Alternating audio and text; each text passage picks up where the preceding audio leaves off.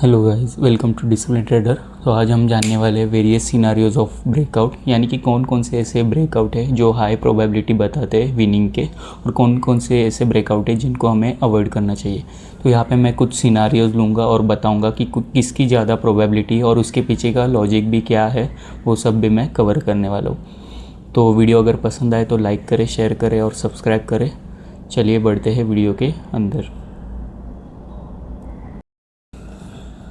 तो सबसे पहले बात करते हैं फर्स्ट सिनारियो की। अब इस सिनारियो में क्या दिख रहा है, तो सबसे पहले देखिए प्राइस यहाँ से रेजिस्टेंस से नीचे आई, फिर ऊपर आई, ऐसे बार बार 2-3 बार होता रहा। और थर्ड टाइम पे जब प्राइस रेजिस्टेंस पे आई तो यहाँ पे इसने रेड कैंडल बनाया।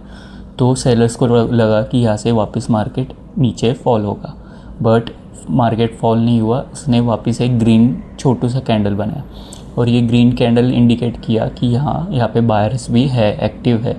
और दूसरी चीज़ ये कि यहाँ पे होल्ड किया।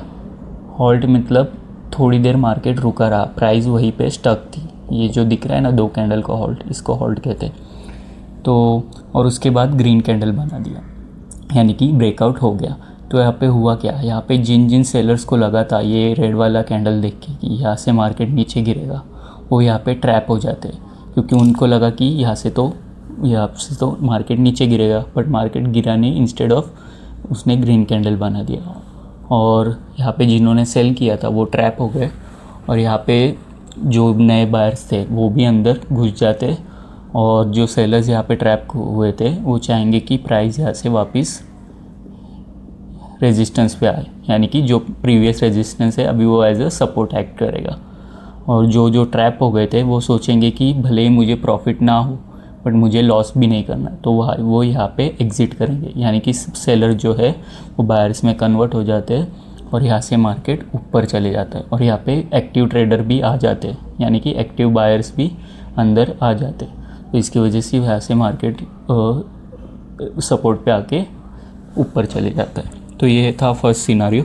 इसके जीतने की प्रोबेबिलिटी होती है 80%, यानी कि कभी भी अगर आपको ऐसा सेटअप दिखे तो इस 80% चांस है कि आपको ये टारगेट तक लेके जाएगा, यानी कि आपका ट्रेड आप जीत जाओगे। अभी आप यहाँ पे देख सकते हो पिछले जो सिनारियो था उसमें जो रेड कैंडल थी वो पहले थी, और इस सिनारियो में ग्रीन कैंडल पहले। तो यहाँ पे ग्रीन कैंडल जब बनी तब बायर्स को लगा कि यहाँ से मार्केट ब्रेकआउट दे सकता है, बट इंस्टेड यहाँ पे बाद में एक रेड कैंडल बन गई जो कि इंडिकेट करता था कि सेलिंग प्रेशर यहाँ पे भी है। बट उसके बाद फिर से एक बड़ा ग्रीन कैंडल बना, लेकिन आप ऊपर देख ही सकते हो, ये होता है ओपनिंग, ये होता है क्लोजिंग, ये हाई और ये लो। आप हाई की तरफ देखो, यहाँ पे एक सेलिंग प्रेशर आ रहा है, यानी कि ऊपर सेलर्स एक्टिव है। तो इसका मतलब ये है कि ये ट्रेड के फेक होने की ज़्यादा प्रोबेबिलिटी है, क्योंकि पहले ही सेलर्स को यहाँ पे इंडिकेट हो गया था कि यहाँ से प्राइस नीचे फिर से आ सकती है। यहाँ पे हो गए सेलर्स, ट्रैप हो गए, नो डाउट। ब्रेकआउट हुआ है तो यहाँ पे जिन जिन का स्टॉप लॉस था वो हिट हो गए, बट स्टिल यहाँ पे एक सेलिंग प्रेशर है जो इंडिकेट करता है कि हाँ बायर्स इतने भी स्ट्रॉन्ग नहीं है कि प्राइस फिर से ऊपर जाए। तो ये हो सकता है कि यहाँ से जब प्राइस नीचे आए ये लेवल पे, तो यहाँ से फिर से ऐसा नीचे आ जाए इंस्टेड ऑफ गोइंग अप। क्यों? 2 चीज़ें, एक तो यहाँ पे सेलर्स ज़्यादा ट्रैप नहीं हुए, दूसरा ये जो सेलिंग प्रेशर है वो इंडिकेट करता है कि हाँ ये ब्रेकआउट फेक हो सकता है। तो अगर आपको ऐसा सेटअप दिखे तो समझे ये इसका 40% होता है विनिंग परसेंटेज, यानी कि 60% लूज़ होने के भी चांसेस होते हैं। तो ऐसा सेटअप दिखे तो अवॉइड करना ज़्यादा बेहतर होता है, क्योंकि सेलिंग प्रेशर जो ग्रीन कैंडल का है वो इंडिकेट करता है कि हाँ अभी भी सेलर्स एक्टिव है, पूरे सेलर्स बाहर नहीं निकले।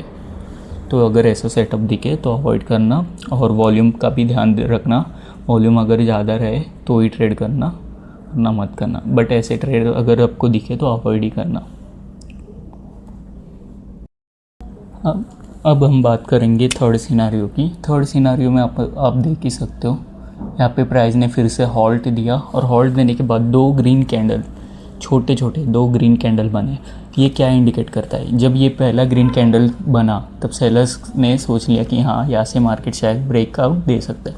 बट ये जब दूसरा ग्रीन कैंडल बना तो ऑब्वियसली उनको पूरा यकीन हो गया कि हाँ यहाँ से ब्रेकआउट दे सकता है, क्योंकि सेलर्स तो यहाँ से पूरा ट्राई कर रहे थे प्रेशर देने का कि यहाँ से मार्केट फॉल हो, बट मार्केट फॉल नहीं हुआ, इंस्टेड इसने ब्रेकआउट दे दिया। ऑल्दो पहले ही यहाँ से जो सेलर्स थे वो बाहर हो गए, यानी कि सेलर्स जो है वो बायर बन गए, जिसकी वजह से ब्रेकआउट हुआ। ट्रैपिंग यहाँ पे ज़्यादा नहीं हुई, तो यहाँ पे चांसेस है कि जब प्राइस फिर से यहाँ पे आएगी तो यहाँ पे सेलर्स हो ही ना, क्योंकि यहाँ पे ही सेलर्स सब बाहर निकल गए, क्योंकि उनको पहले ही दिख गया था कि हाँ यहाँ पे फर्स्ट ग्रीन कैंडल बना जिसने उनको बताया कि हाँ यहाँ से ब्रेकआउट हो सकता है। सेकंड छोटा सा जो ग्रीन कैंडल है उसने कंफर्म कर दिया कि हाँ यहाँ से ब्रेकआउट हो जाएगा। तो ये यहाँ से पहले ही सेलर्स निकल गए और ट्रैपिंग यहाँ पे बिल्कुल भी नहीं हुई, और यहाँ से सेलर्स बिकम बायर, और यहाँ पे जो बायर्स बैठे थे जिनको लगा कि ब्रेकआउट होगा ये कैंडल्स देख के, वो भी यहाँ पे एंटर कर जाते। तो जब प्राइस यहाँ पे आएगी तो सेलर्स तो यहाँ पे है ही नहीं, तो चांस ही नहीं है कि वापस प्राइस ऐसा नीचे आए, तो प्राइस यहाँ से रिवर्स होके ऊपर चले जाती है।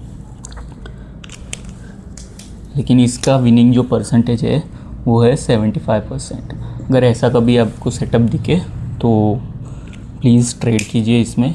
ऐसा हॉल्ट दिखे कहीं पे भी और ऐसे छोटे छोटे ग्रीन कैंडल दिख जाए तो समझ लेना कि हाँ यहाँ से ब्रेकआउट हो सकता है। बट ऑल्सो वॉल्यूम का भी ध्यान रखें, वॉल्यूम जितना ज़्यादा हो उतना बेटर, क्योंकि वॉल्यूम इंडिकेट करता है कि कितने लोग इंटरेस्टेड है। अगर वॉल्यूम कम होगा तो कम लोग इंटरेस्टेड है, इसका मतलब ये ब्रेकआउट फेल होने के भी चांसेस हो सकते हैं। और अगर आप ले रहे हो तो एंट्री यहाँ पे लेनी चाहिए, ये वाले पॉइंट पे। स्टॉप लॉस थोड़ा सा नीचे यहाँ पे कहीं पे, एकदम ही पास नहीं रख देना है, थोड़ा सा नीचे रखने का, क्योंकि ये बहुत बार ऐसा होता है कि स्टॉप लॉस हंट भी होता है, तो उसके लिए SL थोड़ा नीचे लगा देने का। और यहाँ से 2:1 का टारगेट।